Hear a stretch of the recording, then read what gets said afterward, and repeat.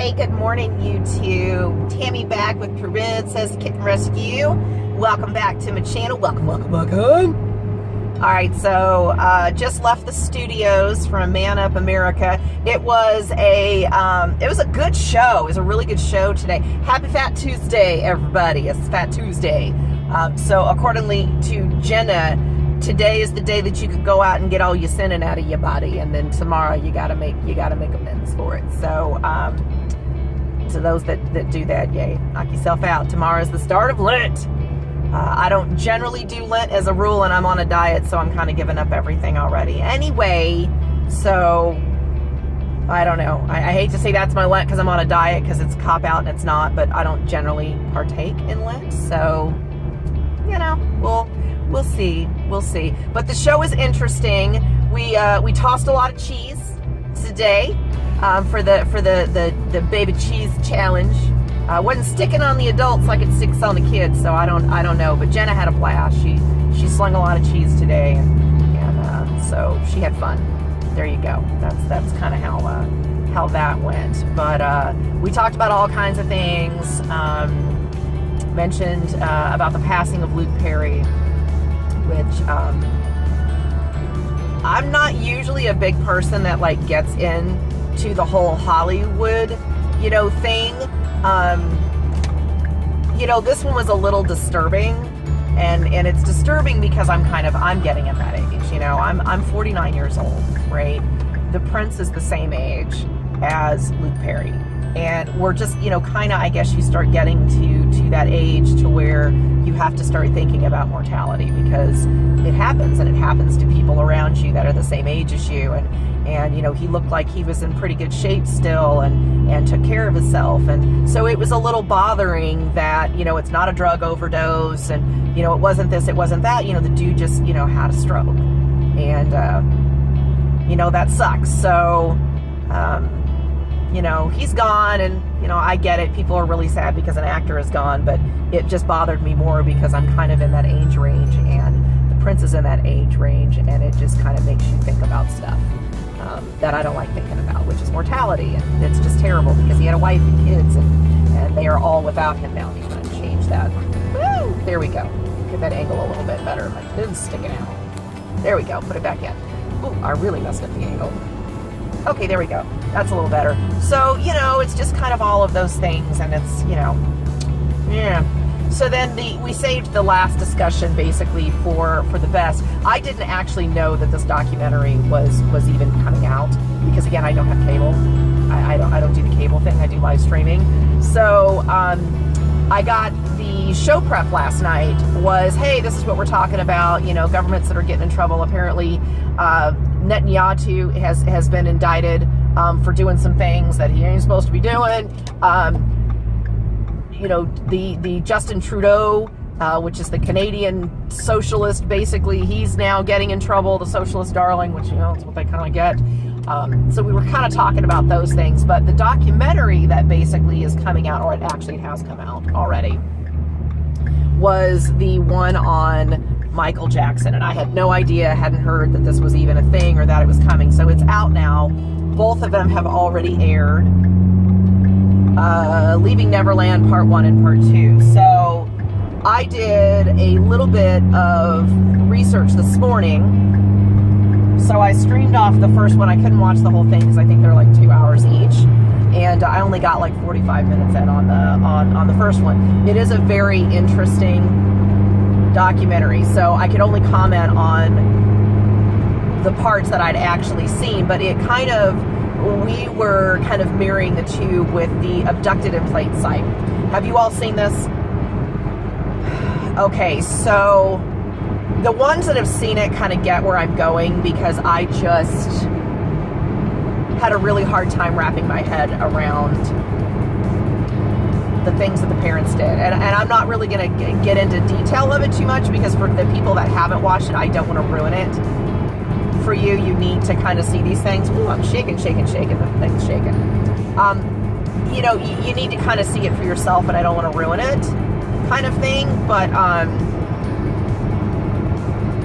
Abducted in Plain Sight just pretty much had me furious from the time it started to the time that it ended.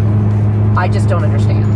I don't understand how people can make those kind of bad decisions. I get it for the girl that's now grown, the child that it actually happened to, and she was abducted not once but twice by the same person. A bit of time in between, just saying. So yeah,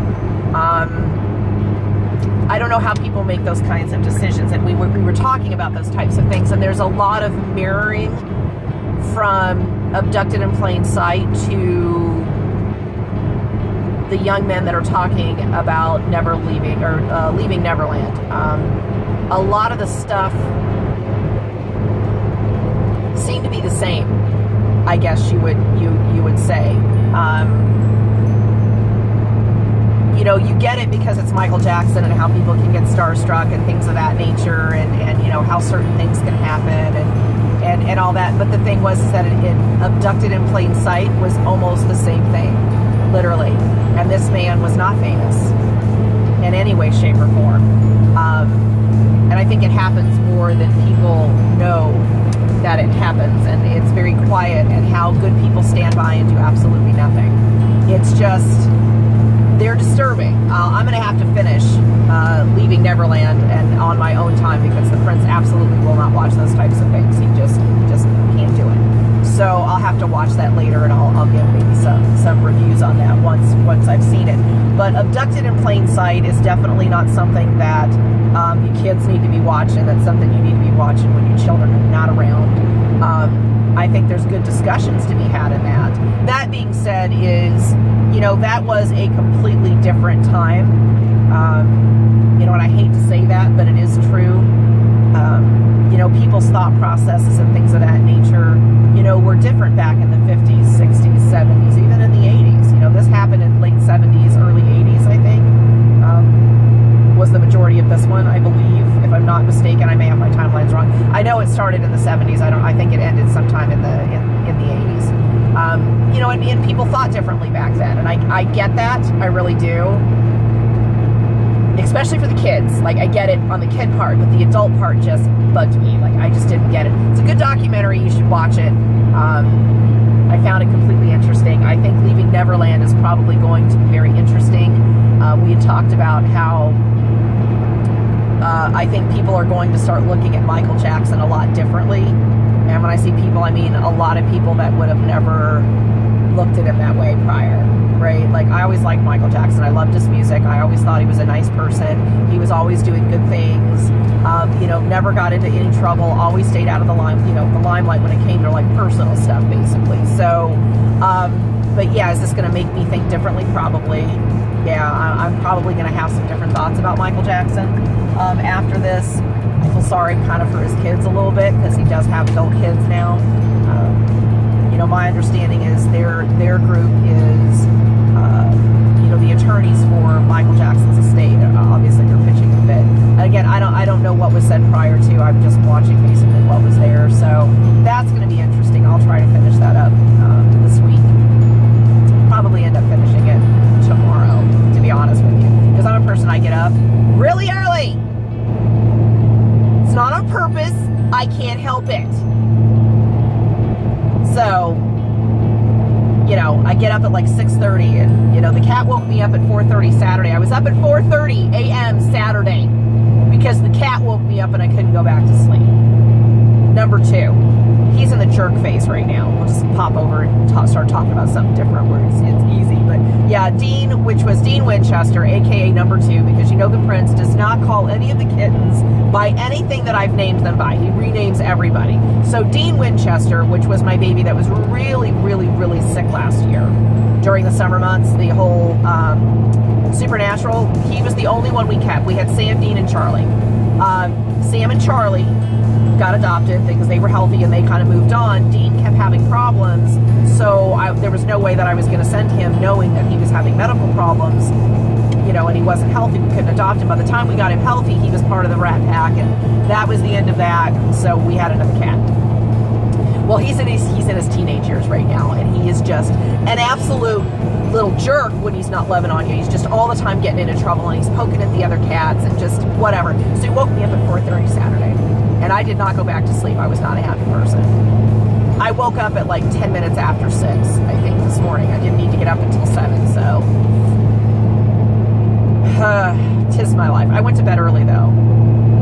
In my defense, I did go to bed early. I think I got well over 8 hours worth of sleep, which I'll say, since my Fitbit has been on, I have been sleeping better since I've been on my medication. My medication, I mean, I have high blood pressure. That's basically what was going on, you know, over November when I got sick. Somehow I have high blood pressure. We don't know why. We don't know how. Like, a long story short, I'm on medication. It's all good. So, yay. But I have noticed since I've been on my medication that I don't get headaches every day that we thought were just due to my allergies. Come to find out, I don't think they were due to my allergies, because I'm not really getting them anymore. I'm also sleeping better, I've noticed, where I don't wake up near as much. And your Fitbit, I have the Charge. This is a really old one, but it still works. Those things are amazing, because it will tell you how long you've slept, how many times you're restless, how many times you were awake, how long you were awake, all that kind of stuff. I mean, I would get to where I was sleeping 4 or 5 hours a night, and I was restless 36, 37 times a night. Awake more than 20 minutes, which is a lot, right? So I've put my Fitbit back on because I joined NOM, and I'm going to save my review for NOM until I've been on it for a little bit. I'm still on my 14-day trial period, but I'm using my Fitbit for the walker and things of that nature, and I do like it because it tracks my sleep and things of that nature.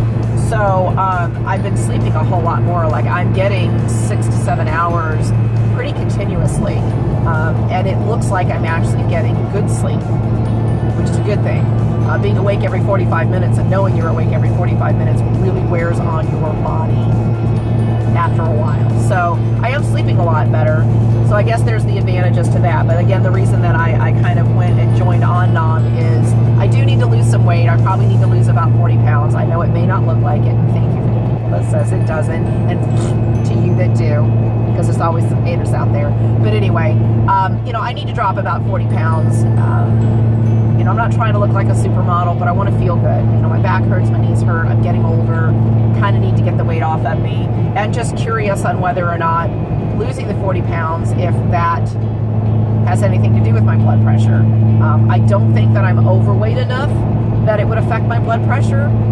It doesn't run in my family. So I don't know, but losing weight is never a bad thing. So we're going to do it just because I need to do it. And we'll see. Hopefully, you know, the blood pressure goes down with it as well, and maybe I can get off the blood pressure medicine. That'd be awesome, because y'all know me, I don't like taking stuff. I don't like putting things in my body, but at this point, I have to, so that I don't have a stroke. So we don't want that. I haven't gotten to 1,000 subscribers yet, so, you know, we can't be doing any of that stuff. Okay, so that was my segue in. Normal part of the show. If you haven't subscribed to my channel, please do. Subscription button is here. Notification button is there. So please hit those things. We are still trying to get monetized. Kitten season is coming. Actually, we're in kitten season, but I just don't have any right now at the moment. Thank God. You know, so I still need supplies. Thank you, Tracy. She bought me a 4.5-pound bag of Breaker's Edge last month. She's going to be sending another one this month. Yay! So she's kind of getting me up on there. But snuggle safes and milk, those are always the things that I need, just because the milk is expensive and I go through it a lot. Anything else you want to get on the wish list, I would be absolutely grateful for, but those are the things that I need. I still have the GoFundMe account for anybody that feels gracious enough to try to help me recoup my cost of the $2,000 worth of vet pills from last year that I need to still try to get paid off, that we're working on. So you can go to the GoFundMe page. All of those links are down below. The Man Up America page is down below as well. If you guys are not subscribed to that on Facebook, please go and do that. We give away stuff all the time. Show's usually pretty good. So that ends the monetary part of this. We'll get back to the regularly scheduled program. So we had gorgeous weather last week, right? We still ended up having some rain, but you know, it stayed in the 50s and 60s. Last Saturday, it was, I think we ended up getting some sun last Saturday, but it was downright hot, y'all. It was like 70 degrees out there. It was gorgeous. We spent a lot of time outside. I put up a post where we went to Chattanooga, went to go hang out with my bestie and the Purrincess bestie, the Count and Countess of Beatty. We went and hung out, had some lunch. We went to a new restaurant that we had not been to called the Mayan down in Chattanooga. It was very good. Liked it a lot. Would recommend it to anybody.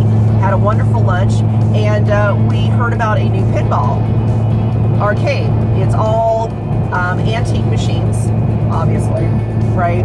That had just opened up. So we went in. Place was great. We paid $12. You could play all day long if you wanted to. We were there for a couple of hours, I think. So it was pretty busy.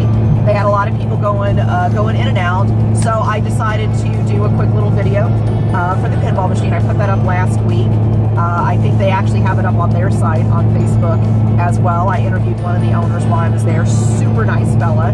So if you guys have not been, the address is 409 Broad Street down in Chattanooga. It really is a very fun thing to do. You know, as older kids, just because we actually grew up with a lot of those machines, so the nostalgia of it is lovely.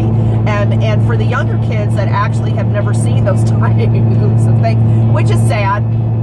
You know, I'm not that old. Again, I'm only 49 years old, but there's a lot of little kids in there that literally have never seen a pinball machine. They've never seen the old type arcades because, you know, we just don't have those anymore. Like, I don't think really arcades exist anymore. So it was kind of neat to see, you know, us old group, you know, enjoying the stuff, and then the new ones, and just like, you know, and all the, you know, of what these kind of machines basically could do. So if you've not gone, go down and go. It's called the Pinball, I think, Arcade Museum is what it was called. And it's literally like, I think, just a few doors down from the Mayan. And there's also a retro candy shop that's not far. We did that too. So we got like Pop Rocks, and I really shouldn't videotape all that. I only videotaped this stuff with the pinball machine and sent that out. So that was a lot of fun. We enjoyed ourselves. Sunday it rained all day, so literally we did not a squat, nothing.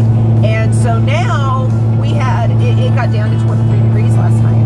Like, all of my trees are blooming, my hydrangea is blooming, my daffodils are all up, my hyacinths have all now come up and said, oh, look, it's spring. I told you all they were going to get their little heads froze off. And that's what's happening. They're all getting their little heads froze off. Because it's like, it's supposed to be really cold all week long. I think we're getting up to maybe the low 40s is supposed to be the highs, like all week long. And it's going to be like 20 degrees, 19 degrees, you know, for the low. So it's, I'm hoping this is the last one before we just kind of stay in our 50 to 60 degree weather, and we just kind of make our way. I said before, we're not safe until, I don't know, like first week of April. We've had 8-9 inches of snow that late, basically, in the season. So we're never safe. You never know. And there were tornadoes all weekend long. They went all over the place. Alabama was hit really super hard. Alabama and North Georgia. Our understanding is they are up to 23 lives lost. Our hearts and prayers go out to everybody in those areas. Cleveland and Athens have been hit very hard by tornadoes. Just a few years ago, we went through all of that. We're still rebuilding those types of things. So those tornadoes were really devastating from what we understand, and a lot of lives lost. So many prayers to the people out in Alabama and North Georgia. You know, stay strong. The community always comes together in the South. It doesn't matter what people say, but when tragedy strikes, at least in the South, I know for sure, it doesn't matter what race, creed, political position you have. We all come together and we all help each other get through those types of things. I wish we could do that all the time when tragedy wasn't involved.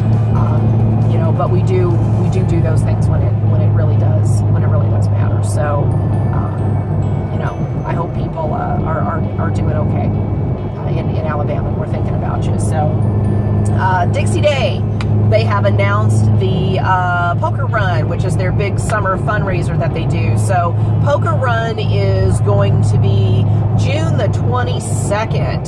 So all of my local people, Y'all need to get up on the Facebook page. If you haven't already, you know, liked and followed Dixie Day Spay, do that, because then you know whenever they have their fundraisers. This is probably the largest fundraiser that they do each year, is the Dixie Poker Run. So there's lots of different things that you can basically do. You can ride a motorcycle, ride on the back of a motorcycle. You don't have to ride a motorcycle.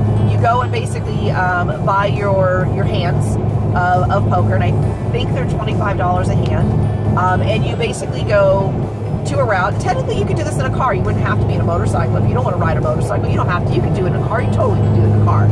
Is, you know, you drive around, you get your hands of poker, and there's things that you can win for the winning hand of poker. We always have some kind of a silent auction. I think it's starting at pokies and probably ending at pokies is usually how it ends up happening. I haven't read the details on it, but that's usually how it works.